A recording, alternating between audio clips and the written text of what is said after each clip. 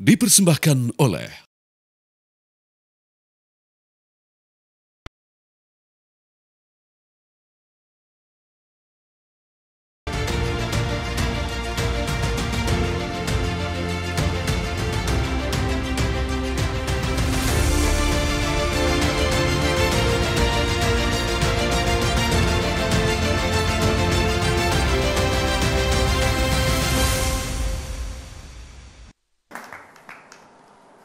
Selamat malam, Badan Eksekutif Mahasiswa Universitas Indonesia secara blak-blakan akan menantang bakal calon presiden 2024. Ada 3 kandidat yang akan ditantang oleh Ketua BEM UI.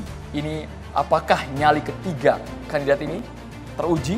Bukan hanya narasi, tapi juga isi kepala yang harus mereka utarakan di hadapan Civitas Akademika di Universitas Indonesia. Iya, bakal calon presiden 2024 harus berani adu gagasan di mimbar akademis agar para pemilih muda yang bahkan jumlahnya hampir mencapai 60% ini bisa mengetahui isi kepala, gagasan, ide dari berbagai aspek untuk Indonesia ke depan.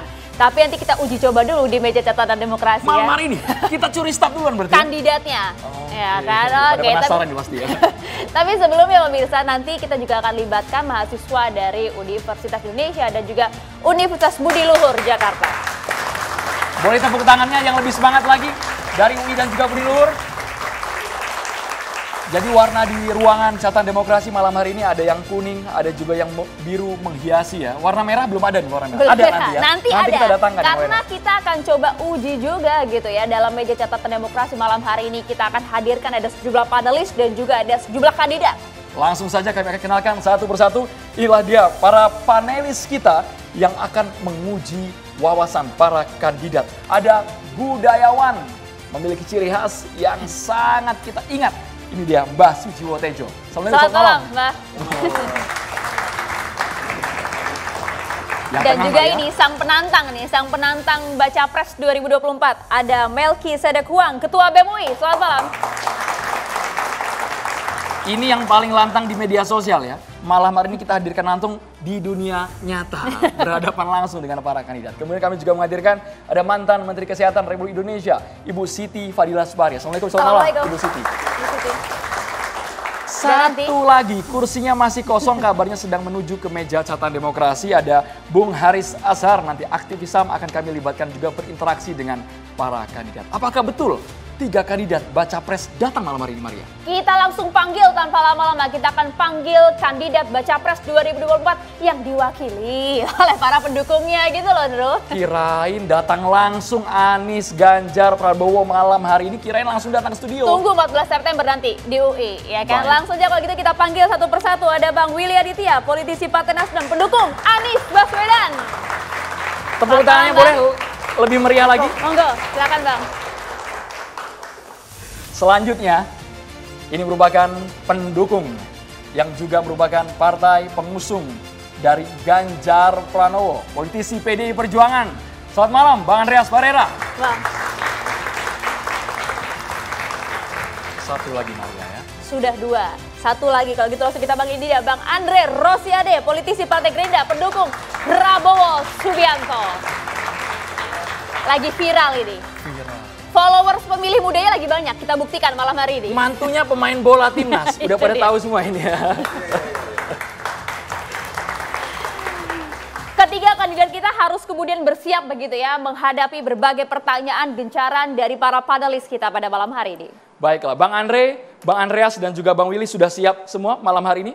Bukan hanya menyiapkan tenaga energinya, tapi juga wawasan, visi misinya. Kita curi start duluan sebelum tanggal 14 September nanti. Mari kita akan hadapkan dengan panelis kita dari Universitas Indonesia, Mas Melki Sadek. Silakan Mas Melki, ingin ditujukan ke siapa? Sudah nyala mic-nya? Oke, siap Mas. Oke, terima kasih Mas Andro dan Mbak yang sudah memberikan kesempatan. Ya, seperti yang sudah disampaikan juga di media sosial, Pak Andreas, Bang Willy dan juga Bang Andre. Tanggal 14 September nanti, teman-teman BEM se-UI, tidak cuma BEM UI dan semua BEM fakultas di UI, kami berniat untuk mengundang ketiga bakal calon presiden yang hari ini sudah mengumumkan diri ya. Ada Pak Anies, Pak Ganjar dan juga Pak Prabowo gitu.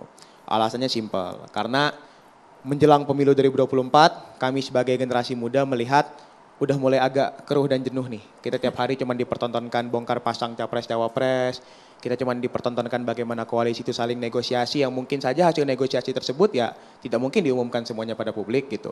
Sehingga seringkali kita lupa sama esensi sebenarnya dari pemilu 2024. Menurut kami esensi pemilu 2024 itu adanya sirkulasi kepemimpinan yang mana kepemimpinan itu harus menuntun bangsa ini dengan gagasan-gagasan.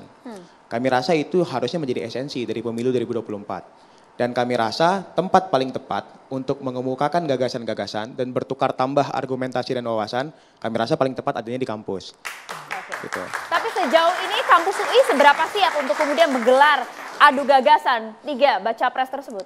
Jadi selama beberapa waktu terakhir, teman-teman BEM UI dan semua BEM fakultas di UI, kita menyusun kajian, judulnya What's Next After Jokowi. Jadi kajian What's Next After Jokowi ini ada beberapa poin-poin, aspek-aspek, misalnya aspek kesehatan, aspek pendidikan tinggi, aspek kebebasan berpendapat, reformasi hukum, reformasi kepolisian, dan lain sebagainya. Kita ingin siapapun presidennya yang terpilih nanti, inilah rekomendasi dari mahasiswa UI siapapun presiden terpilihnya. Itu kajian pertama yang sudah kita buat. Ini akan kita tampilkan, akan kita paparkan, akan kita presentasikan 14 September nanti, dengan harapan tiap baca pres yang nantinya hadir mampu mengomentari dan tunjukkan gagasan, wawasan, paparannya tentang apa yang kami sampaikan. Bila perlu kita berdebat mana yang paling baik, karena saya rasa berdebat soal masa depan bangsa itu tidak menjadi sebuah hal yang salah. Bung Melki, aturan mainnya apakah sepenuhnya ditentukan oleh pihak BEM UI? Jadi para kandidat dalam tanda kutip mau kalian geledah, mau kalian obrak-abrik isi kepalanya, atau apa sebenarnya ekspektasinya? Sebenarnya kami ingin adanya forum di mana kita bisa betul-betul menguliti isi pikiran dan juga gagasan-gagasan. Jadi per hari ini sebenarnya kami sudah mengirimkan surat undangan secara fisik gitu ke Pak Ganjar, ke Pak Anies dan juga Pak Prabowo gitu. Kami sudah mengirimkan ke masing-masing rumah pemenangan gitu. Dan bahkan ada tanda terimanya hari ini gitu. Dengan harapan ya di situ tercantum juga kita akan berlangsung forumnya dari jam berapa sampai jam berapa, formatnya bagaimana, kira-kira topiknya akan membahas apa. Saya spill satu ya, topiknya krisis iklim. Jadi topik ini anak muda banget gitu. Kita pengen bahas soal bagaimana tiap baca pres ini mampu punya gagasan-gagasan bagaimana mempertahankan bumi selama puluhan tahun ke depan gitu misalnya. Gitu. Salah satunya tentang krisis iklim. Banyak membahas juga soal pendidikan, teknologi, dan lain sebagainya. Intinya kita akan membahas topik-topik kebangsaan ini. Kita sudah lampirkan proposal kegiatannya yang di dalamnya ada format-formatnya gitu. Jadi kita harapkan ya sehabis surat ini diberikan hari ini, seharusnya kita akan mendapatkan konfirmasi. Setidaknya berdiskusi. Kami pun siap.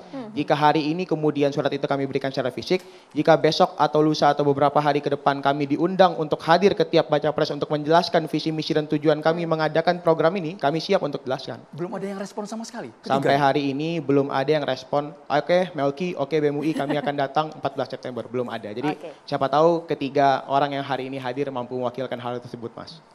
Gitu. Pertanyaanku gini, apa kan ini kok cuman BEM UI ya yang ngusulin ini? Apakah di Indonesia cuman ada UI?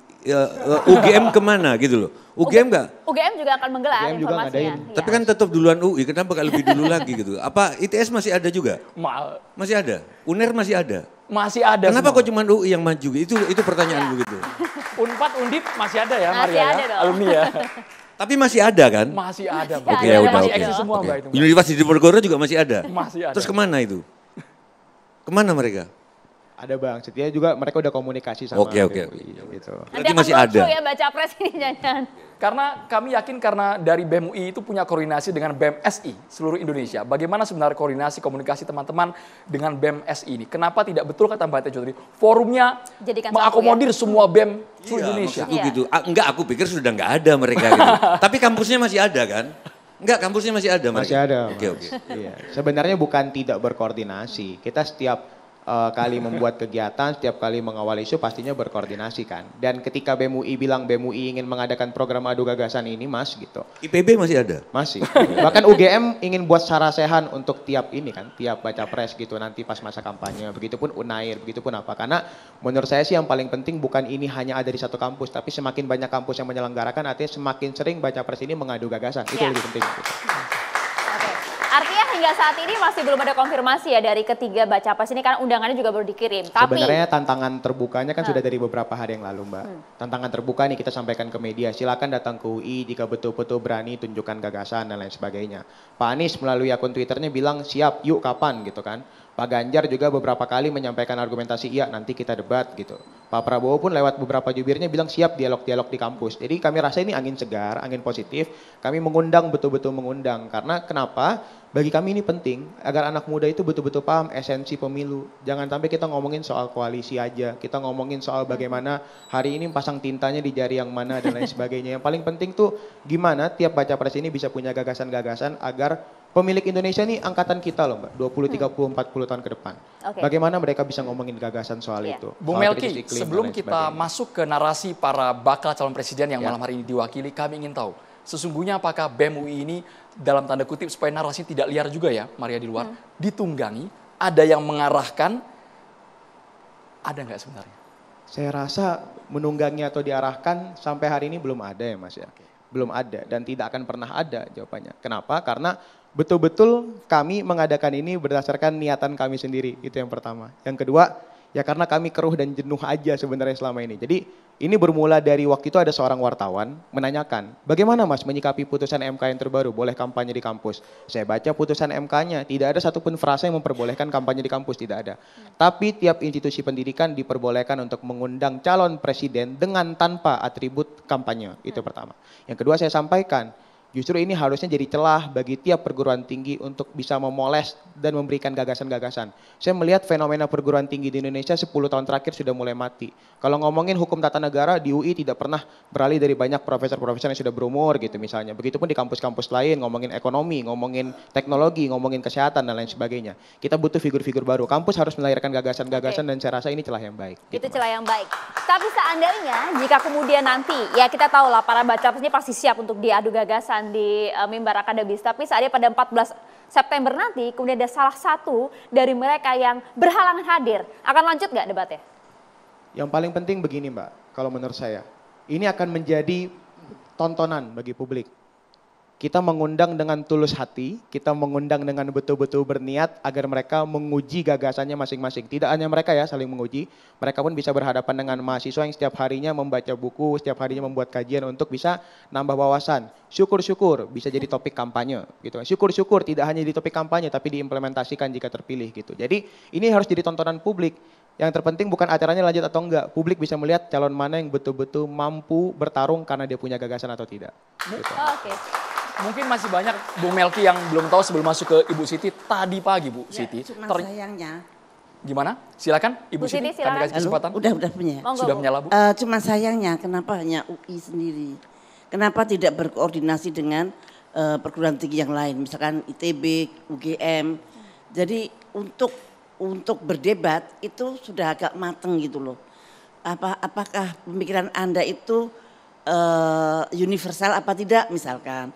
Nah ini nanti kalau UI sendiri maju, UGM maju, ya kan kasihan capresnya. Capek ngadenin mahasiswa-mahasiswa gitu. Menurut saya lebih baik bersama-sama begitu, jadi jangan satu-satu. Jadi kalau bersama-sama barangkali kemungkinan ditunggangin segala mudah-mudahan tidak ada, mudah-mudahan tidak ada. Walaupun orang-orang tua seperti saya itu selalu khawatir itu. Apa ya bisa anak-anak ini menolak cuan gitu. Nah itu. Kadang-kadang bukan berupa uang tapi kadang-kadang berupa penghargaan kemudian dan sebagainya. Nah ini kami harapkan bahwa Anda betul-betul murni mewakili bangsa dan rakyat ini untuk memikirkan nasib kita ke depan. Melki. Siap. Oke, jawabannya sebenarnya bukan tidak berkoordinasi. Kemarin saya bertemu BEM UGM, bertemu BEM Kemaun 4, bertemu teman-teman ITB, IPB, semuanya menyampaikan aspirasi. Kalau di kampus kita gini Mel, gua harap lu sampai ini, gua harap lu sampai ini. Jadi sebenarnya kita sudah berkoordinasi Bu. Sudah disampaikan hal tersebut, sudah ada diskusinya. Bahkan di bulan September ini kita ingin bertemu untuk membahas hal-hal ini lebih lanjut. Kalau gitu. Anda bersatu semua jauh lebih kuat. Betul Bu, betul. Tapi sampai hari ini sebenarnya problemnya bukan hanya itu Bu. Problemnya tidak semua kampus kan mungkin mengizinkan gitu. Jadi dan UI hari ini sudah membuka pintunya. UI aman, rektorat UI aman. Ya. Sampai hari ini saya masih percaya betul, walaupun saya kadang tidak percaya. Tapi hari ini saya percaya bahwa rektor UI itu orang-orang yang betul-betul satu rektorat UI ya, pimpinan UI itu betul-betul orang yang percaya bahwa gagasan itu harus dipertentangkan di kampus. Nah, sampai hari ini tidak ada respon yang resisten setelah kita mengajukan izin dan lain sebagainya. Jadi jika ini betul-betul terwujud dan izinnya sudah diurus, 14 September akan berlangsung di Balai Rung UI. Oke. Satu lagi sebelum kita closing ya, Maria, karena ini Bang Andreas sama Bang Willy sudah nggak sabar jawab pertanyaan dari para panelis. Hari ini Anies Baswedan sudah datang terlebih dahulu ke FISIP UI. Apakah nanti akan sama rata, adil, berlaku untuk Ganjar dan juga Prabowo? Diundang sebelum tanggal 14 September? Oke, jadi ini biar menjadi penjelasan bagi publik. Yang hari ini hadir ke UI itu bukan dari undangan BEMS UI, bukan. Itu dari Dekanat FISIP UI yang setiap tahunnya memang membuat kuliah kebangsaan. Dekanat FISIP UI membuat kuliah kebangsaan di tahun ini dengan 3 sesi. Hari ini Anies Baswedan, belasan Septembernya Pak Ganjar, selanjutnya Pak Prabowo. Memang sudah dirancang di FISIP UI.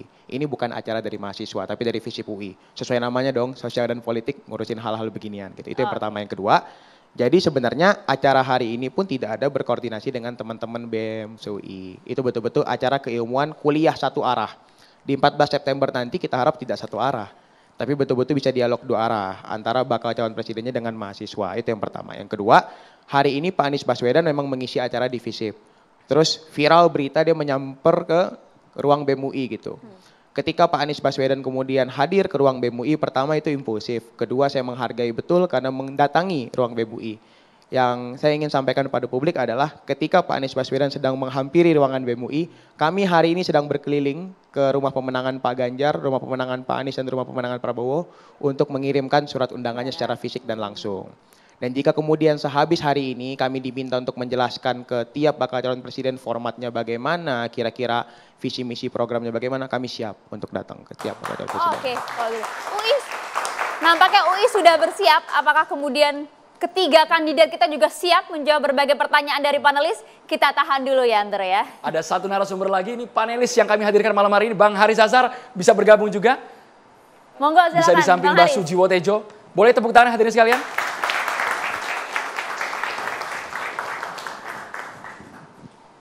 Catatan Demokrasi akan segera kembali sesaat lagi. Kita akan dengarkan bersama bagaimana jawaban paling tidak diwakilkan oleh Bang Andri, Bang Andreas sama Bang Willy. Isi dari 3 Baca Pres 2024. Tetaplah bersama kami pemirsa.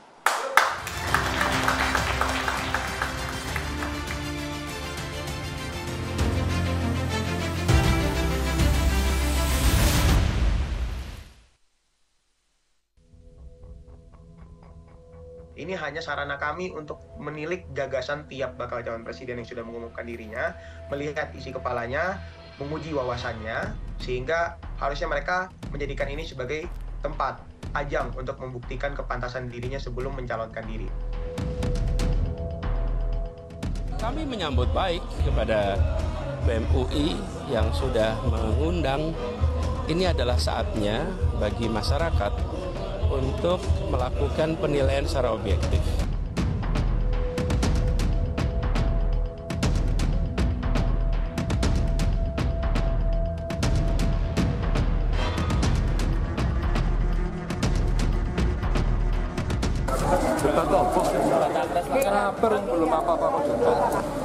Ya, kepercayaan masyarakat harus kita sikapi dengan yang penting kita hindari sesuatu yang saling mengolok-olok, saling menjelekkan. Biar pemilunya menyenangkan. Kita dalam satu suara demi tugas suci yang mulia. Hari-hari esok adalah milik kita. Terciptanya masyarakat sejahtera, terbentuknya tatanan masyarakat Indonesia baru tanpa orba.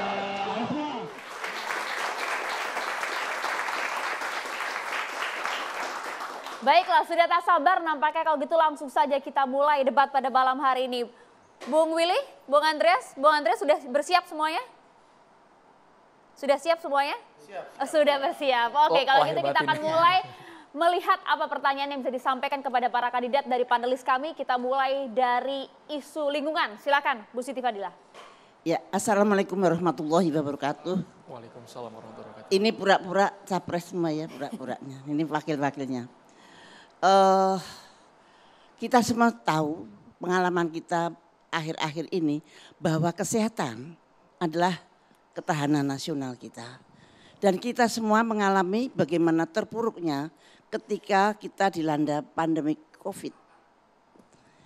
Saya belum pernah mendengar dari para calon presiden untuk membicarakan tentang ketahanan nasional terutama di bidang kesehatan. Dan saya ingin tanya, apakah yang sudah Anda rencanakan ke depan, bagaimana kalau akan ada pandemik lagi? Apakah negara kita sudah siap? Apakah kita akan bermain vaksin lagi? Atau seperti apa? Silahkan mulai dari Pak Andre. Ya. Waduh, langsung ditodong. Silakan Bang Andre. Catatan banyak ini Bang Andre. Baru nulis padahal. Baru nulis pertanyaan Bu Siti Fadila. Tapi suatu kehormatan bagi kita menjawab pertama. Terima kasih Bu Siti Fadila. Pertama tentang Melki tadi, sebelum masuk menjawab pertanyaan, saya rasa teman-teman mahasiswa tidak ada yang menunggangi. Ya. Tapi yang menunggangi teman-teman mahasiswa adalah aspirasi rakyat, betul kan? Karena saya pernah mengalami seperti Bu Melki itu, duduk di situ pakai jaket alma mater sebagai presiden mahasiswa Universitas Trisakti dulu. Yang kebetulan ada senior saya Bang Aris Azhar. Baik Bu, saya kebetulan ada di Komisi 6 DPR RI Bu. Ya, kami melihat betul bagaimana pemerintah Presiden Jokowi ya, menghadapi krisis pandemi COVID-19. Satu hal ya yang terjadi waktu itu, Indonesia punya modal luar biasa, yakni persatuan yang disebabkan oleh rekonsiliasi Pak Prabowo dengan Pak Jokowi. Sehingga muncullah persatuan yang menyebabkan pemerintah begitu kuat waktu itu. Kita di parlemen ada Bang Willy, Nasdem, Bang Andreas, PDI dan seluruh kami di Gerindra dan seluruh partai bersatu padu mendukung pemerintah untuk menghadapi pandemi COVID-19 ini. Dan pemerintah menurut saya, ya Presiden Jokowi waktu itu ya mengambil kebijakan-kebijakan yang tepat dan cepat. Memerintahkan seluruh menterinya untuk bergerak waktu itu menghadapi pandemi ini. Waktu itu memang salah satu kebijakan mencari sumber vaksin untuk menghadapi COVID-19. Dan alhamdulillah Bu, saya lihat bagaimana koordinasi Pak Jokowi memerintahkan berbagai menterinya. Ada Menteri Kesehatan datang ke mana, Menteri Luar Negeri Bu Retno pun melakukan lobby, Pak Prabowo sebagai Menteri Pertahanan pun ditugaskan oleh Pak Jokowi. Dan alhamdulillah Indonesia Bu Siti Fadila Supari salah satu negara yang menangani pandemi COVID-19, salah satu negara terbaik yang diakui oleh seluruh dunia. Jadi itu artinya dari kelompok Anda, dari barisan Anda sudah cukup puas dengan penanganan COVID kemarin? Bu, kalau puas tentu ada pasti kekurangan. Kita tentu yang terbaik itu kan Al-Quran dan Sunnah. Yang lain tentu tidak sempurna. Tentu ke depan kita harus punya ketahanan kesehatan Bu. Makanya pemerintah Pak Jokowi ya sekarang menginstruksikan salah satu BUMN kesehatan kita, Bio Farma, untuk mampu dan bisa memproduksi berbagai vaksin dan berbagai vaksin yang bisa menghadapi berbagai penyakit yang akan datang. Itu dipersiapkan oleh pemerintah. Nah, bagaimana dengan Pak Prabowo? Pak Prabowo sebagai bagian dari pemerintahan Pak Jokowi dan sudah menamakan koalisinya tadi malam itu Koalisi Indonesia Maju, tentu ya beliau akan melanjutkan program-program yang sudah dilakukan oleh Pak Jokowi.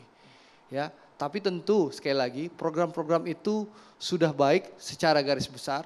Yang belum sempurna tentu akan kita sempurnakan. Karena yang sempurna itu hanya milik Allah Subhanahu wa taala. Begitu, jadi Bu. tidak ada yang baru polisinya. Ya, Bu, yang pasti secara garis besar kita akan melanjutkan program pemerintah, tentu kita akan evaluasi. Kalau ada kekurangan tentu kita akan terima masukan dari teman-teman mahasiswa, masukan dari Ibu Siti Fadila Supari, ya salah satu Menteri Kesehatan yang luar biasa, wanita berani waktu itu yang berani menentang tekanan-tekanan negara maju waktu kasus flu burung, ya tentu kita akan belajar. Pak Prabowo orang yang sangat terbuka mendengarkan masukan, mendengarkan aspirasi dari para pakar, para praktisi. Tapi secara garis besar tentu Pak Prabowo akan melanjutkan program pemerintah Pak Jokowi. Tapi tentu sekali lagi kita terbuka mendengarkan masukan, harapan, ya, dari berbagai tokoh yang ada. Karena sekali lagi membangun Indonesia harus dilakukan secara bersama-sama dengan semangat gotong royong. Tepuk tangan untuk jawaban Bang Andre Rosiade. Kita langsung beralih ke Bang Andreas Pareira dengan pertanyaan yang sama ketika menghadapi pandemi. Apakah cara dan strategi yang sama akan diterapkan? Terima kasih. Sudah Bang. Terima kasih Bu Siti Fadila.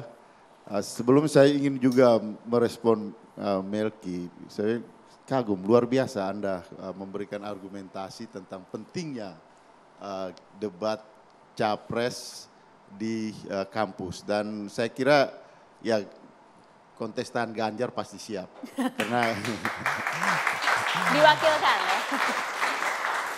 kita berasal dari lingkungan dan dunia pendidikan juga gitu. Ibu Siti Fadila, Ibu termasuk salah seorang Menteri Kesehatan yang saya kagumi. Dan saya mengikuti sejak tahun ketika di DPR dulu tahun 2004-2009. Bagaimana Ibu Siti Fadila ketika itu di Komisi 1 berjuang soal ya laboratorium asing yang ada di Indonesia. Juga saya baca bukunya Ibu Saatnya Dunia Berubah. Terbitan flu burung itu, flu burung. Ya, soal flu burung itu, soal flu burung. Kata kunci di situ Ibu, kata kunci yang saya tangkap di situ adalah soal ketergantungan. Dan bagaimana kita melepaskan diri dari ketergantungan dan terhadap vaksin. Dan saya sangat setuju dengan apa yang Ibu sampaikan. Oleh karena itu di dalam pemerintahan Pak Jokowi sekarang, kita alami kemarin bagaimana kita sangat tergantung pada vaksin tersebut itu. Dan kita belajar banyak dari situ. Nah, salah satu kata kunci vaksin itu bagaimana mempunyai vaksin adalah soal laboratorium dan penelitian. Makanya ya sekarang kita punya BRIN dan di dalam BRIN itu ya salah satu ya sektor khusus adalah penelitian-penelitian untuk bidang kesehatan.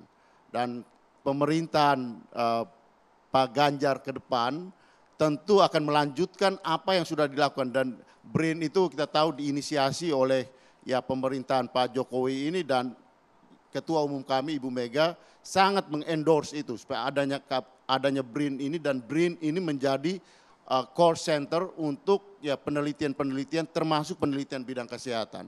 Saya kira ketergantungan itu bisa kita atasi kalau kita mempunyai lembaga-lembaga yang mulai dari hilirisasi di bidang kesehatan itu adalah bagaimana pusat-pusat penelitian itu juga meneliti tentang ya cara untuk mengatasi problem yang terutama yang kita alami seperti kemarin supaya jangan terulang lagi, yaitu ya pandemi, dan bagaimana kita mengatasi pandemi dengan ya vaksin yang bisa diproduksi di Indonesia. Saya kira itu kita sudah mulai, dan ke depan saya kira kita akan lepas dari ketergantungan itu. Di situ ada tambahan. Apakah pernah terfikirkan bahwa pandemik yang Anda alami, yang kita alami bersama, kadang-kadang bukan sebagai pandemik yang natural, tapi sebagai bioterorisme. Kalau yang Bapak katakan tadi semua adalah defense mekanisme kita. Kalau ada pandemik datang, kita defense-nya begini. Tapi kita tidak pernah bersiap-siap sebelum mereka datang. Apakah tidak terfikirkan untuk lebih maju sedikit daripada defense? Misalkan membuat medical intelligence. Sebelum mereka masuk, kita sudah tahu dulu, kan kita sudah siap dulu. Saya ingin mendengarkan yang dari Pak Anies. Saya mengharapkan itu. Yang saya dengarkan sudah 2, barangkali sama juga dengan Pak Anies, nanti semua masih defense mekanisme. Kita harus bersiap lebih dari itu menurut saya. Sepakat Bu, saya kira di dalam semua aspek kehidupan, terutama yang menyangkut security, kalau kita lihat bahwa salah satu ancaman yang berbahaya itu adalah yang berkaitan dengan transnational security, termasuk di sini tentu adalah hal yang berkaitan dengan wabah atau pandemi tadi gitu. Dan untuk itu memang kita harus punya medical intelligence. Kemampuan untuk itu saya kira seharusnya kita sudah punya. Tapi bagaimana mengefektifkan itu menjadi suatu kekuatan, menjadi suatu sistem pertahanan, keamanan untuk medical security kita. Terima kasih. Oke, baik. Selanjutnya, Bung Willy silahkan bagaimana strategi gagasan Anies Baswedan dan juga tim. Ya, makasih. Selamat malam, Assalamualaikum warahmatullahi wabarakatuh. Bung Melki, Anda top Markotop dan kawan-kawan mahasiswa yang lain. Anda mengembalikan politik kepada ranah yang seharusnya. Politik lahir pada kontestasi gagasan, ide dan integritas. Dan terima kasih Anda sudah mengembalikan itu kepada ruang yang seharusnya yaitu kampus. Dan Mas Anies sudah menjawab itu. Tadi Anda juga sudah sampaikan setelah memberikan kuliah kebangsaan divisi UI, beliau datang ke kantor BEM UI. Ya, insya Allah habis ini bisa ketemu dan bisa silaturahmi. Tapi apa yang Anda inisiasi dengan kawan-kawan, itulah yang seharusnya dan itulah the next level of Indonesian politik dan the next level itu ditunjukkan oleh Anies. Saya kebayang Anda duduk di sini sama seperti Anies duduk di sini tahun awal 90-an karena Anies juga ketua SMPT UGM dan insya Allah Anda nanti akan jadi capres juga. Amin. Pertanyaan Ibu Siti Bang belum Bu terjawab. Siti, terima kasih karena pandemi kita benar-benar apa yang Ibu gambarkan tadi, the modern war gitu, perang modern tidak lagi tentara yang dimobilisasi, orang datang invasi ke satu negara, itu sudah sangat tertinggal. Perang modern yang Ibu bilang tadi adalah terorisme di ranah biologi gitu. Apalagi perang sekarang ya cukup dengan satu virus orang sudah selesai semuanya. Tentu ini berbicara tentang perspektif yang paling fundamental. Yang pertama ketika Anies akan jadi presiden adalah perspektif geopolitik dan ancamannya itu harus digeser. Tidak hanya terjebak pada tradisional traits. Kita selalu aja, sedikit-sedikit kita bilang, ini PKI nih, kiri nih, kalau enggak kanan ini Islam fundamental. Selalu masih terjebak pada ranah seperti itu. Padahal Ibu bilang dunia ini sudah bergerak sangat jauh sekali untuk kemudian ancaman-ancaman seperti ini. Dan ini sangat nyata sekali. Nah, pandemi apa yang kemudian harus kita lihat? Yang pertama, satu Bu, kolaborasi yang kemudian minimalis dari semua stakeholder dan semua agensi. Maka kemudian di DPR saya kebetulan wakil ketua badan legislasi Bu, ada undang-undang yang kita inisiasi yang sangat krusial sebagai sebuah proses pembelajaran dari pandemi ini Bu. Yang satu undang-undang kebencanaan Bu. Itu jadi titik poin krusial bagaimana negara ini menghadapi kasus-kasus atau bencana yang ini bukan kasus lagi tapi bencana yang sebesar ini. Yang kedua adalah karena ini masih terjebak pada ego sektoral yang sangat akut Bu. Yang sangat akut. Antara dokter sama perawat lah, antara dokter sama bidan lah dan lain-lain sebagainya. Ibu mungkin pernah mengalami itu. Maka kemudian kita buat sebuah undang-undang kesehatan yang integrated Bu. Itu yang kemudian bagaimana sebagai breakthrough untuk kemudian ini tidak terjadi lagi sekat-sekat ini. Yang kedua adalah riset base itu menjadi sangat penting sekali. Bu, kita sebenarnya malu dengan India dan Singapura. Mereka, bahkan Thailand sekalipun, mereka bisa membuat vaksin Bu. Sementara ketika itu saya sama Bang Andreas masih di Komisi 1 Bu. Waktu itu BIN bekerja sama dengan UNAIR menemukan. Saya lanjutkan Bu ya, nanti bisa Ibu potong. Sebentar Bu, saya lanjutkan sebentar. Biar jadi saya apakah polisi Bapak sama dengan pemerintah sekarang?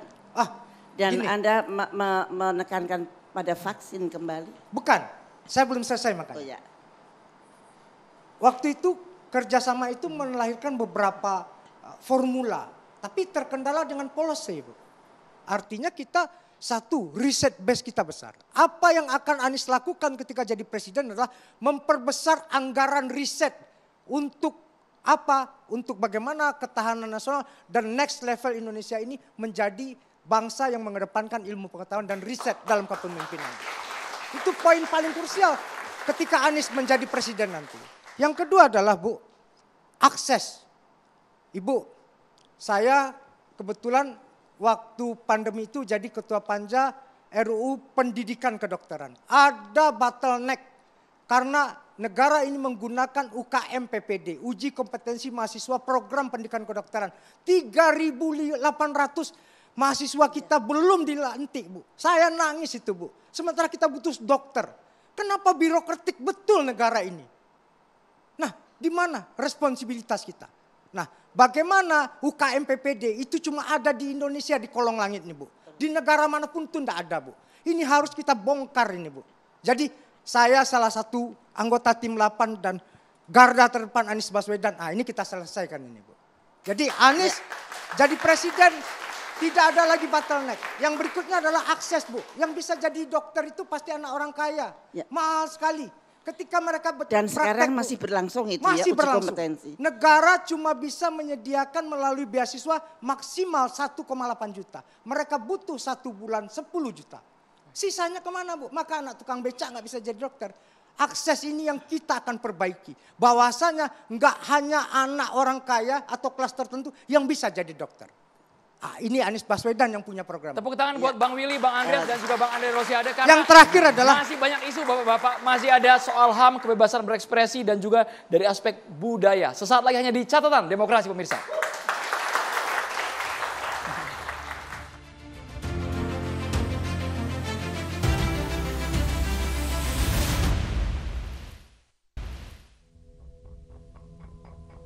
Ini hanya sarana kami untuk menilik gagasan tiap bakal calon presiden yang sudah mengumumkan dirinya, melihat isi kepalanya, menguji wawasannya, sehingga harusnya mereka menjadikan ini sebagai tempat, ajang untuk membuktikan kepantasan dirinya sebelum mencalonkan diri. Kami menyambut baik kepada BEM UI yang sudah mengundang. Ini adalah saatnya bagi masyarakat untuk melakukan penilaian secara objektif.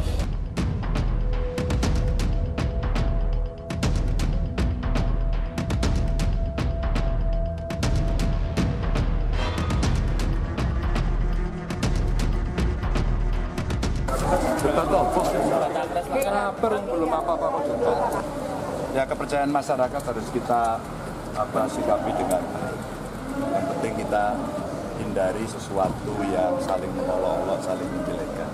Biar pemilunya menyenangkan. Kita dalam satu suara demi tugas suci yang mulia. Hari-hari esok adalah milik kita. Terciptanya masyarakat. Langsung kami berikan kepada panelis selanjutnya, aktivis HAM, Bung Haris Azhar, silakan. Ya, selamat malam. Pertama saya mau bertanya, bukan mau ucapkan selamat dan hebat ke teman-teman UI. Tapi saya mau tanya, kenapa baru UI? Ya kan? Artinya memang harus dibuka diskusi di kampus-kampus, di zona yang bukan mengeluh-elukan si para capres. Bosen kita, udah jumut, agak-agak muak. Tiap minggu, setiap Sabtu dan Minggu kita diperlihatkan acara-acara deklarasi kelompok ini dengan kelompok itu, dukung ini dan dukung itu. Yang kita tunggu isi kepalanya mana ini? Nah, jadi memang harus diundang ke tempat-tempat yang harus mengkritisi, memeriksa isi kepala. Bahasa adalah representasi dari isi kepala. Nah, untuk itu maka harus diuji kapasitasnya. Soekarno dia bisa pidato di PBB dengan berbagai bahasa. Itu pemimpin kita. Ada kegentingan yang memaksa dia menjadi hebat dengan skillnya. Nah, kita juga punya kegentingan hari ini.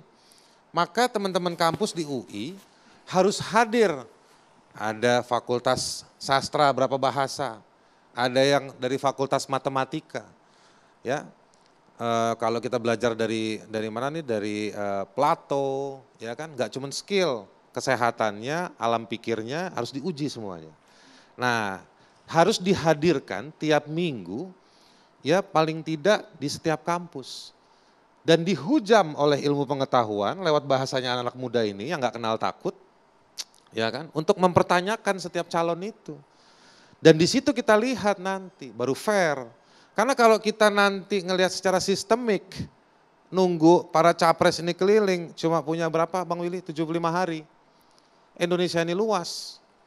Ada masyarakat di pedalaman, masyarakat adat, nggak mungkin 75 hari. Jadi saya mencurigai yang teman-teman bikin ini di parlemen, agendanya menyetujui hanya 75 hari, ini cacat prosedur. Karena hanya calon-calon yang nanti didukung oleh sistem yang berkuasa hari ini aja yang bisa capable untuk menjalani itu. Jadi menurut saya ini nggak boleh dibiarkan hanya UI yang undang.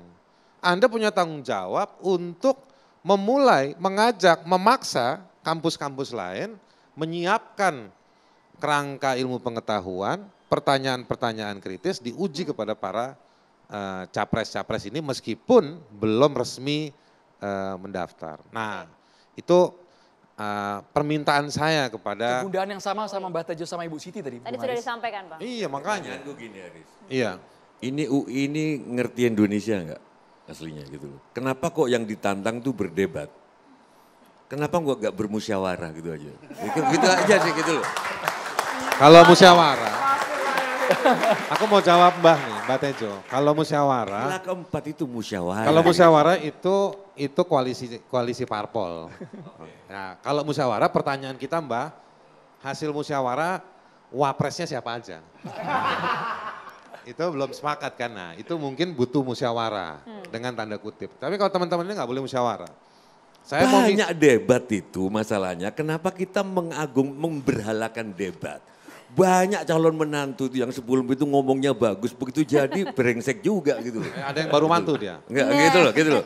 Jadi kenapa kok kamu memberhalakan kata-kata? Bisa aja pinter ngomong tapi begitu jadi presiden brengsek. Bener loh. Maksudnya begini, saya mau nambahin Mbak Tejo.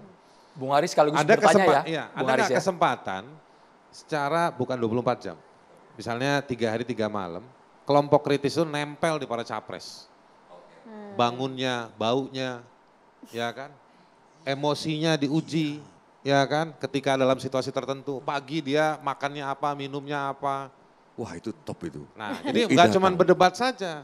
Jadi Anda harus minta hak eksklusif teman-teman mahasiswa, saya mau menempel capres-capres itu. Kalau perlu capres-capres itu harus hidup dan nginep. Gimana Pak Prabowo dengan kucing-kucingnya? Gimana Mas Anies, apa bedanya? Itu dicatat Bang, itu dicatat. Tapi maaf durasi. Oke, pertanyaan saya gini. Ini kan catatan demokrasi. Saya mau bicara soal demokrasi. Ya. Hari ini berdasarkan survei, berdasarkan sejumlah kasus, ya kan, represi terhadap warga sipil. Ya, kita lihat bagaimana mahasiswa ada yang ketangkep tangannya dipelintir, ada yang ditangkap nggak diakui ketika demo menolak omnibus. Ada beberapa teman-teman mahasiswa anak muda yang ditembak, kasusnya kita nggak tahu seperti apa, ya kan. Lalu itu satu, itu merepresentasikan bahwa ada kekerasan, ada serangan berupa kekerasan terhadap warga sipil yang juga mereka adalah sebenarnya aktor dan aktris demokrasi. Itu satu. Yang kedua, represi terhadap demokrasi itu terjadi terhadap warga sipil dalam bentuk pemidanaan. Kritik, ya kan, sering dianggap sebagai sebuah hinaan. Kalau saya orang yang pada posisi, kalau kritik kepada pejabat publik untuk kepentingan publik, ya kan, no limit. Gitu, selama si teman-teman ini punya argumentasi, warga punya argumentasi. Tapi berujung pada pemidanaan. Ya kan. Lalu di zaman COVID, Bu Siti ya, gak cuman soal ibu protes soal vaksin, kegiatan dipaksa goes to digital. Dalam digital itu diintervensi. Contoh intervensi lagi sebaliknya, dipotong aksesnya seperti di Papua, akses internet dipotong. Nah pertanyaan saya, ya capres-capres yang Anda dukung ini, entar kalau ngamuk kebijakannya, misalnya food estate, kita buktikan bahwa itu gagal. Jangan Andre lagi lah yang jawab. Saya setiap mau capresan begini, pokoknya saya berdebatnya sama Andre. Prabowo tuh orang baik, saya macam iya udah deh sekarang ke depan kalau dia jadi presiden, karena dia udah didukung sama Jokowi, ya kan. Jadi jadi presiden lah misalnya. Kalau diprotes, ya kan, processingnya, ruang keterbukaannya seperti apa, itu satu. Enggak, aku cut dulu, dari mana tahu didukung Jokowi, Pak Prabowo? Apa Kan, datanya? tadi hari ini sudah deklarasi tim koalisinya Enggak, hati-hati Indonesia lo Maju. Hati-hati ngomongin. Nah, kalau dia ngomong, enggak ini udah hati-hati. Loh berarti dia bisa dipecat dong, Budiman aja dipecat kok. Yang Kenapa? pecat Ya Bu Mega bisa mecat Pak Jokowi dong kalau dukung Prabowo. Bu Mega pecat. Gitu loh. Bisa. Loh iya hati-hati makanya. Ini sepertinya berarti, panelis saling bertanya satu bukan sama lain maksudku, ya. jangan-jangan ini hoax karena kalau Pak Jokowi dukung Prabowo harusnya dipecat sama Bu Mega. Sesuai ADART partai gitu Mbak ya. Bu Budiman. Taat buktinya. aturan, sudah ada contoh. Berarti ini bohong. Oke, itu satu. Yang kedua Pak Ganjar. Dia lihat nih nanti orang-orang pada protes soal Wadas misalnya. Soal IKTP. Ditandain begitu Pak Ganjar jadi presiden. Ya kan, Mbah Tejo suka protes-protes. Ya kan. Begitu jadi presiden dipidanain, dicariin kasusnya. Anies juga bekas gubernur. Ya kan. Nah jadi menurut saya 3 capres ini pejabat publik, pernah menjadi pejabat publik, pernah bikin kebijakan, pernah diminta untuk menangani sejumlah situasi yang urgent, ya kan. Nanti kalau diprotes, ya kan, waktu dia jadi presiden, orang-orang ini dikejar nggak? Atau nanti ketika sudah jadi presiden, ada kebijakan-kebijakannya, misalnya yang udah pasti nih ya, Prabowo sama dan juga Ganjar akan meneruskan. Ada banyak protes soal omnibus, ada banyak protes soal beberapa kebijakan-kebijakan lain, soal pertambangan, perlindungan masyarakat adat. Protes itu kalau 2 capres ini akan meneruskan, ya kan? 2 capres ini akan meneruskan. Kalau kita lihat 10 tahun terakhir ini, maka orang-orang yang menderita, yang menjadi korban, mereka akan bilang berarti penderitaan kita akan diteruskan ke depan. Terus kita mau protes, dan kita akan tetap protes, akan dipidana nggak? Pertanyaannya coba kami rangkum, kami persingkat karena ini berhubungan dengan durasi juga. Kami berikan waktu kepada ketiga relawan ini, ketiga pendukung baca pres ini ya. Sampai salah kan gara-gara itu kan, gara-gara Bang Haris Azhar kan. Jubir ini. Pendukung Ini antara jubir semua ya Bang ya, tiga-tiganya. Kita kasih waktu sesaat lagi untuk merumuskan jawaban masing-masing ya. Hanya di Carta Demokrasi pemirsa.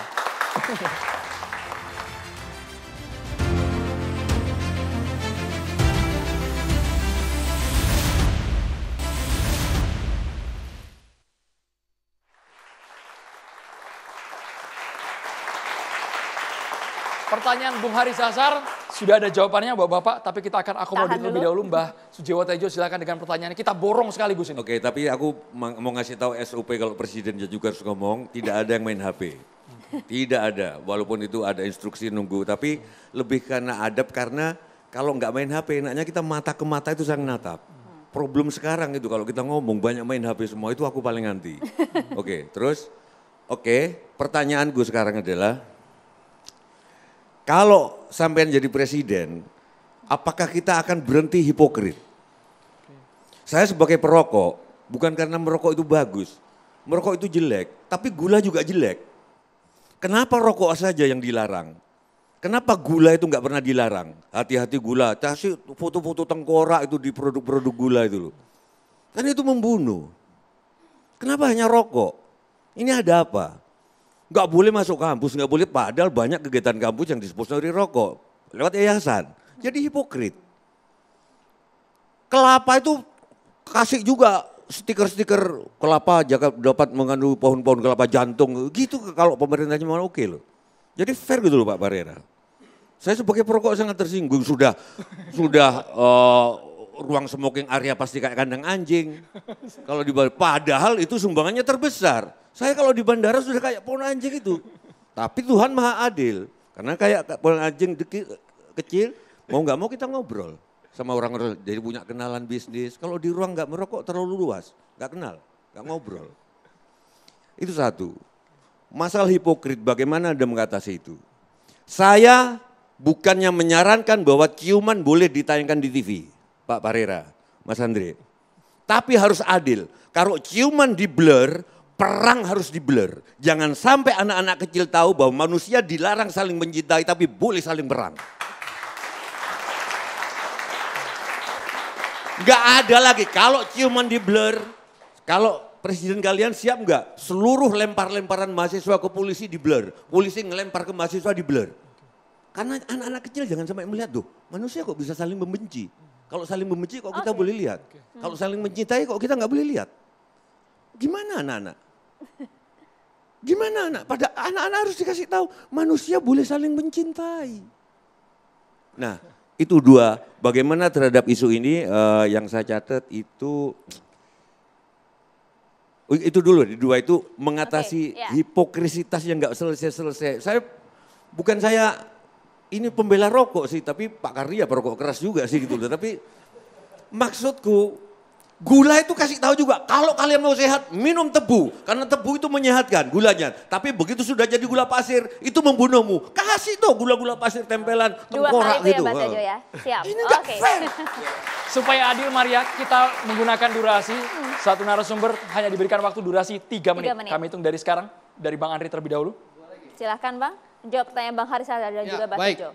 Pertama, saya ingin menyampaikan secara jujur apa yang disampaikan Bang Willy tadi itu Undang-Undang nomor 17 tahun 2023 soal bagaimana kita memberikan kesempatan orang-orang miskin jadi dokter itu disahkan baru berapa minggu yang lalu oleh pemerintahan Pak Jokowi dengan DPR periode sekarang, bukan periodenya Mas Anies. Jadi mohon maaf itu harus saya klarifikasi. Langsung poin Bang, mengurangi durasi. Yang kedua, karena durasi terbatas, Pak Prabowo adalah orang yang siap dan selalu terbuka untuk berdiskusi dengan para intelektual dimanapun dan kapanpun. Bahkan saya waktu zaman mahasiswa seperti Anda bertemu dengan Pak Prabowo awal tahun 2002. Kita berdiskusi dengan Pak Prabowo. Lalu soal yang disampaikan oleh senior saya Bang Haris Azhar. Bagaimana menghadapi kritik? Tentu kritik itu vitamin. Ya, bagi demokrasi.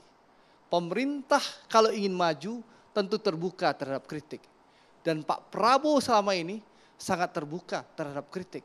Ya, itu yang dilakukan Pak Prabowo. Lihat, banyak orang menyatakan Pak Prabowo itu angker, menakutkan. Sekarang Pak Prabowo itu memegang instansi Kementerian Pertahanan. Apakah angker beliau? Menakutkan? Tidak. Malah banyak milenial dan mak-mak semakin mencintai Pak Prabowo Subianto. Kenapa? Karena Pak Prabowo terbuka terhadap masukan dan kritikan. Termasuk kritikan terhadap First Estate. Bahkan yang menarik di acara partai Bang Andreas Parera, Mas Butet mengkritik Pak Prabowo secara terang benderang. Pak Prabowo menjawab besoknya, saya suka dengan Butet. Itulah Prabowo Subianto, pemimpin yang orisinil. Bukan plastik Bang Sujiwotojo. 1 menit lagi, 1 menit lagi. Jadi untuk menjawab dan menyelesaikan permasalahan hipokrit Bang, yang dibutuhkan oleh Indonesia, pemimpin orisinil, bukan pemimpin plastik.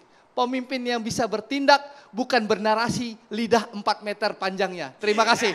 Wassalamualaikum warahmatullahi wabarakatuh. Masih ada 30 second lagi, Bang Andri masih ada 30 second lagi. Sekali lagi, seluruh masukan dari panelis tentu menjadi introspeksi bagi kita semua.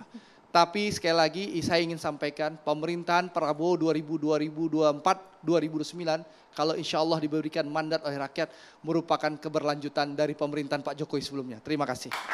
Oke, jadi akan di-blur atau enggak nih Bang kalau ada perang-perang Bang? Kalau itu saya belum bisa jawab, terus terang. Ya karena memang sekali lagi tentu kita akan diskusikan dengan pakar psikologi, pakar anak.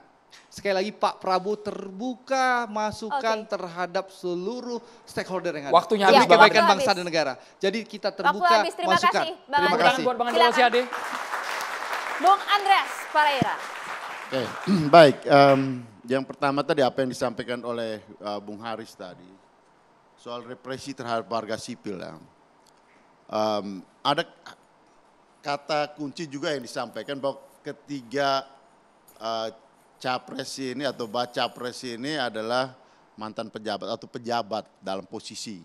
Kalau Pak Anies sekarang mantan pejabat, tapi semuanya ada dalam posisi jabatan atau pernah menjabat. Bung Haris, pemilihan langsung itu, pemilihan umum langsung, itu adalah kita memilih orang, pasti. Dan orang itu punya sejarah, pasti. Sejarah di dalam kehidupan dan sejarah di dalam jabatan yang dia pegang. Dan pemilihan umum itu seharusnya pertama, menghindari jangan sampai kita memilih orang yang tidak baik. Tapi kalau yang ada itu adalah orang-orang baik semua, kita pilih yang terbaik gitu. Nah oleh karena itu Bung Haris, karena orang-orang ini sudah pernah menjadi pejabat, rakyat bisa melihat apa yang pernah dilakukan, apa yang pernah dilaksanakan yang berkaitan dengan represi terhadap warga sipil ini. Di dalam posisi-posisi jabatannya masing-masing. Saya kira kan rekaman itu kan ada gitu. Dan saya tidak mengatakan bahwa bagaimana posisi apa yang Bung Haris tanyakan tadi atau yang disampaikan tadi Bang itu akan sorry sedikit. Saya kira ya, Jokowi pernah jadi wali kota, betul. Jokowi pernah jadi gubernur. Ketika dia jadi wali kota dan ketika jadi gubernur tidak pernah ada angka yang melenting tinggi represi terhadap warga sipil. Tapi ketika dia jadi presiden, represi terhadap warga sipil tinggi. Oke, langsung Ya. Bang Andreas. itu makanya itu tadi. Jadi saya pengalaman di belakang tidak semata-mata bisa dijadikan pegangan untuk menjamin masa depan Baik, warga Bang sipil pada pejabat tersebut. Itu poinnya. Tapi Bang. paling tidak Bung Haris, artinya pengalaman di belakang itu akan menjadi petunjuk untuk melihat ke depan. Karena memang ya kita tahu juga bahwa di dalam setiap jabatan itu, ya ketika jabatan sebagai wali kota, jabatan sebagai gubernur, 1 menit lagi. ada kekuasaan-kekuasaan yang terbatas di situ. Dan di situ lingkarannya pun berbeda gitu. Saya kira di sini ya, poinnya adalah ya penting kita melihat track record tiap orang yang ada di dalam posisi jabatan untuk jabatan ke depan. 30 second lagi. Kemudian yang berkaitan dengan hipokrit tadi, kemunafikan, saya melihat persoalan pertama adalah persoalan budaya kita. Ini adalah lebih pada budaya. Tapi ketika dia masuk dalam wilayah politik dan menjadi hukum di situ, nah itu persoalannya. Nah saya kira di sini itu adalah tanggung jawab kita semua. Dan ke depan saya yakin ya Mas Ganjar. Pemerintahan Pak Ganjar nanti melarang gula pasti. Ya Pak Ganjar itu ya orang yang seperti sehat, melarang rokok. Orang yang sehat ya beliau tidak merokok, tapi dia juga tidak ya menghalangi orang untuk merokok. Kita punya tempat. Saya perokok juga Mas. Ya, tapi berani nggak? Saya perokok juga, saya perokok. Kita sama-sama perokok. Hei masyarakat, ayo kita semua minum gula dari gula aren, gula tebu langsung. Jangan gula pasir, itu membunuh. Setuju. Saya dalam hal itu saya setuju, sangat setuju. Dan saya kira kita perlu sama-sama mendukung bahwa ya kesehatan itu harus didukung juga dengan ya unsur-unsur kehidupan yang sehat dan juga apa yang kita makan dan minum itu sehat. Tepuk tangan Bang Andreas, waktunya habis. 3 menit dimulai untuk Bang Willy, silakan. Ya, makasih. Setiap orang suka berbicara. Maka kemudian demokrasi diletakkan sebagai pilar freedom of expression. Jadi teman-teman, apa yang dikatakan oleh Bung Haris Azhar, itulah yang harus kita dukung. Kenapa kita pilih demokrasi? Karena kita merayakan kebebasan berpendapat, kebebasan berbicara. Dan di sisi lain dari demokrasi adalah sistem yang kemudian mengedepankan ketakutan, teror, dan intimidasi. Nah teman-teman bisa lihat, apakah ketika teman-teman di dalam kampus takut tidak sama rektor atau sama dekan atau sama dosennya. Nah hari ini kita bisa lihat, apakah kita hari ini dalam mengucapkan kritik, tadi kata yang Bung Haris Azhar katakan, kita dalam situasi teror kah, intimidatif kah, atau ketakutan kah? Maka kemudian demokrasi kita yang menjadi catatan, saya sepakat, undang-undang ITE kita misalnya, itu digunakan betul sebagai sebuah hal yang karet untuk kemudian menjadi jebakan Batman. Ini harus kita benar-benar revisi dan sekarang sedang berjalan.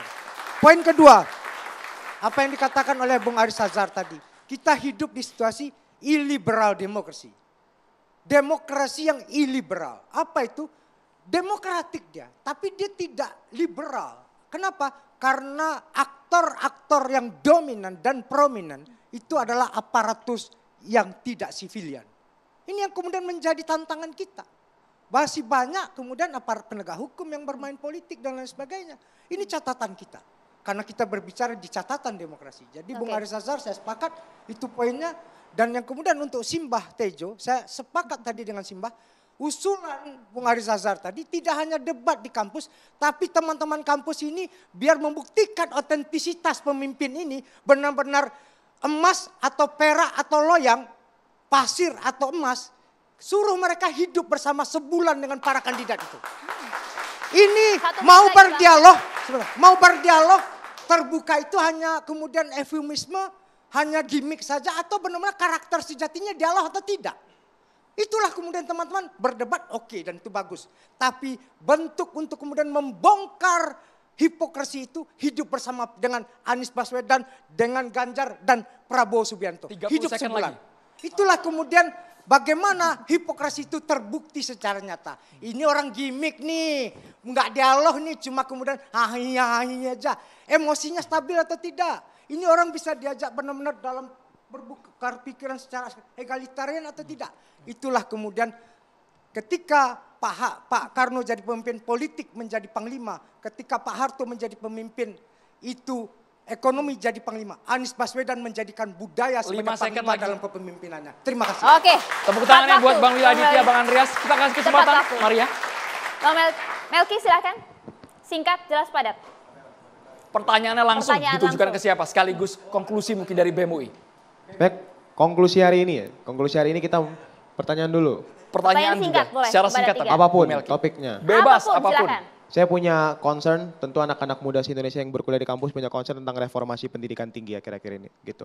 Selama bulan Juni, Juli, Agustus, semua kampus Indonesia sedang capek mengadvokasikan mahasiswa baru yang tarif UKT-nya semakin mahal di kampus-kampus negeri. Katanya dana BOP-PTN dari Kemendikbud semakin berkurang. Katanya juga ada minimalisir bantuan bagi PTNBH. Dan bagi beberapa PTS pun masalah-masalahnya semakin nyata gitu. Itu yang pertama. Yang kedua, seringkali kebebasan akademik kita di kampus pun dibelenggu oleh pimpinan kampus gitu. Di UI kami berkali-kali berusaha untuk berkomunikasi baik dengan pimpinan kampus, berusaha untuk ini, itu dan lain sebagainya, tapi tetap terjadi hambatan-hambatan. Rupanya tidak hanya di UI. Teman-teman UGM mengeluhkan yang sama, teman-teman Brawijaya sempat hampir dibekukan, badan eksekutif dan lain sebagainya. Ini masalah nyata. Yang ketiga, terkait kekerasan seksual di dalam kampus pun seringkali tidak ada perlakuan sama. Satgas PPKS di UI tidak didanai dengan maksimal, tapi mungkin di kampus lain maksimal, tapi ada yang belum sama sekali. Saya rasa kita perlu banyak sekali bicara soal reformasi pendidikan tinggi, dan saya mau dengar apa gagasan dari tiap bakal calon presiden. Reformasi pendidikan tinggi. Karena durasi kami terbatas, hanya kami berikan waktu per orang, per narasumber 1 menit saja Bapak-Bapak. Dari Bang Willy dulu Bang boleh. Willy. Terima kasih, saya sepakat. Pertama, reformasi pendidikan tinggi kita, saya mengatakan akses untuk pendidikan tinggi kita 20% di dalam undang-undang dasar itu tidak tepat sasaran. Kita lebih orientasinya kepada fisikal, tapi tidak karakter manusia dan sumber daya manusia. Jadi the next level Indonesia adalah bagaimana research university harus kita kembangkan, dan akses. Saya sebenarnya menolak BLU, Bung Melki. BLU ini sifatnya orientasinya adalah kemudian orientasi dagang. Dimanapun kita harus bikin blok. Ada universitas yang benar-benar untuk akses orang mampu, orang yang tidak mampu secara ekonomi tapi mampu secara akademik. Jadi ke depan pendidikan kita harus melahirkan satu kualitas sumber daya manusia yang berkarakter. Yang kedua adalah akses untuk siapapun boleh menikmati pendidikan tinggi. Waktunya habis Bang Willy. Tepuk tangan buat Bang Willy Aditya. Selanjutnya Bang Andreas. Bang Andreas silakan, waktunya 1 menit dimulai dari sekarang. Saya kebetulan di Komisi 10 dan ditugaskan di Komisi 10 dan saya melihat satu hal yang sekarang apa yang Pak Jokowi selalu sampaikan dengan Indonesia sentris. Indonesia sentris dalam bidang pembangunan yang berkaitan dengan infrastruktur. Ini akan dilanjutkan oleh pemerintahan Pak Ganjar ketika dia menjadi presiden, untuk pendidikan, termasuk pendidikan tinggi pun harus menjadi Indonesia sentris. Karena satu poin di dalam pendidikan kita yang kita alami adalah ketidakadilan. Satu contoh, kota dan di luar kota. kemudian Indonesia di Jawa dan luar Jawa, kemudian swasta dan negeri. Yang dari negeri saja pun mengatakan masih membicarakan bahwa mahalnya biaya pendidikan, apalagi terjadi dengan yang ada di swasta. 5 detik lagi Bang Oleh Andreas. karena itu satu poin yang penting adalah bagaimana Indonesia sentris dalam bidang pendidikan di pemerintahan ke depan, dan itu akan dilakukan oleh pemerintahan Waktunya habis. Ganjar. Terima kasih Bung Andreas. Silakan Bang Andre. Baik, terima kasih. Yang pasti Melki, Pak Prabowo kalau diberikan mandat oleh rakyat menjadi presiden 2024-2029, pasti dan memastikan bahwa seluruh rakyat Indonesia berhak mendapat pendidikan yang layak. Ya, mulai dari SD, SMP, SMA, dan ke perguruan tinggi. Disitulah kehadiran pemerintah untuk mewujudkan rasa keadilan. Saya tidak ingin pidato panjang-panjang, reformasi pendidikan pasti kita lakukan, tapi yang paling penting Prabowo hadir untuk memastikan seluruh tumpah darah rakyat Indonesia bisa menikmati pendidikan sampai panggung perguruan tinggi. Terima kasih. 20 detik lagi Bang. 20 second lagi. Bang Mau Andre. dimanfaatkan? Cukup, terima kasih. Oke, baik. Terima kita berikan tepuk tangan untuk ketiga kandidat kita. Memang malam hari ini masih bumbu-bumbunya manis ya, Mbak Tejo. Janji-janjinya masih seger-seger, tapi tidak tahu kami realisasinya seperti apa nanti, Maria. Nanti kita tunggu 14 September. Kita jeda terlebih dahulu. Saat lagi catatan demokrasi akan kembali untuk Anda.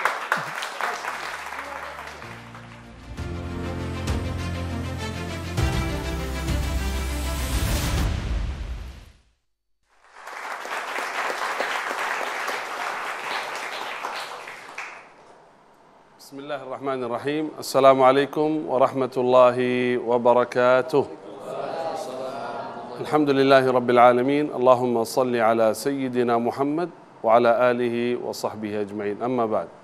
Kak Andrew, Kak Maria, tamu undangan, mahasiswa, mahasiswi, pemirsa TV One, dimanapun Anda berada, semoga semua selalu dalam keadaan sehat walafiat, selalu diberi hidayah oleh Allah Subhanahu wa taala. Amin ya rabbal alamin.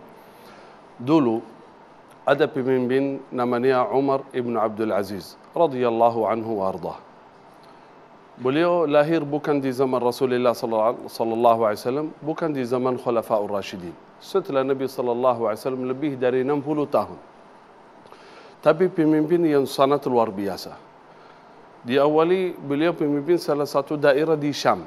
Setelah itu pindah menjadi wali Madinatul Munawwarah. Setelah itu berkembang lagi menjadi pemimpin umat Islam.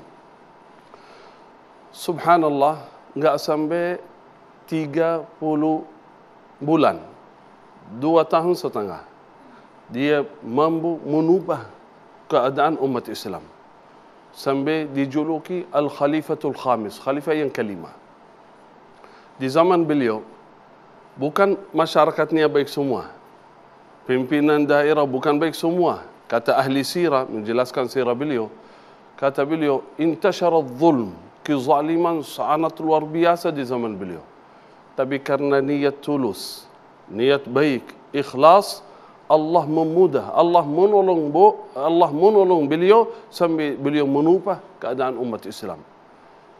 Umat Islam di zaman beliau, bayangkan, sampai tidak ada satu orang pun miskin fakir di zaman beliau.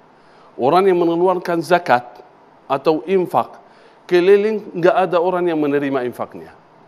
Saking semuanya sudah cukup. Sampai ada seorang petugas dari pemerintah, dari pemimpin, dia berjalan di kota, di mana-mana, beliau memanggil dengan suara keras. Siapa yang punya hajat, kami kasih.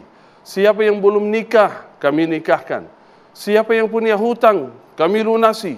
Enggak ada, udah lengkap, udah cukup semua, luar biasa.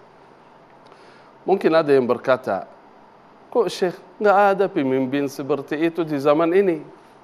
Saya menjawab, Allah yang menciptakan Umar bin Abdul Aziz, Allah Maha Kuasa menciptakan pemimpin seperti itu. Kita berharap dan berdoa kepada Allah Subhanahu wa taala. Saudara, besok milih pemimpin mana saja. Dengan harapan semoga menjadi pemimpin yang adil, amanah. Tapi ingat, pemimpin siapa saja yang Anda pilih, menurut Anda, menurut pandangan, nanti pilihanmu itu sebagai saksi. Allah berfirman, "Satuktabu syahadatuhum wa yus'alun." Persaksian Anda akan ditulis oleh para malaikat dan minta bertanggungjawab nanti di akhirat. Karena itu, milih pemimpin menurut Anda yang adil, amanah, betul-betul memajukan umat dan bangsa. Semoga ya Rab, besok siapa saja yang menjadi pemimpin diberikan kekuatan oleh Allah Subhanahu wa taala menjadi pemimpin yang amanah, adil, yang mampu memajukan umat dan bangsa Indonesia. Amin ya rabbal alamin. Barakallahu fikum. Assalamualaikum warahmatullahi wabarakatuh. Waalaikumsalam warahmatullahi wabarakatuh. Terima kasih banyak. Syekh Muhammad Jaber, Bang Wi Aditya, Bang Andreas Pereira, terima kasih. Terima kasih juga Bang Andre Rosiade dan juga kami ucapkan terima kasih untuk para panelis kami, Bu Siti Fadila, Melki, Mbah Tejo dan juga Bang Haris Azhar. Terima kasih banyak. Teman-teman UI dan juga Budi Luhur, terima kasih banyak malam hari ini sudah meramaikan panggung catatan demokrasi. Kami berharap debat antara kampus tadi kalau usulan dari Mbah Tejo, Bu Siti dan juga Bang Haris bukan cuma UI, tapi semua BEM seluruh Indonesia dilibatkan dalam debat bersama dengan 3 bakal calon presiden 2024. Agar kita bisa melihat betul bagaimanakah ide, gagasan, program-program konkret untuk Indonesia ke depan. Kita tunggu nanti debat di UI pada tanggal 14 September mendatang. Saya Maria Segaf. Dan saya Andromeda Mercury. Selamat malam, terima kasih. Sampai jumpa. Sampai jumpa.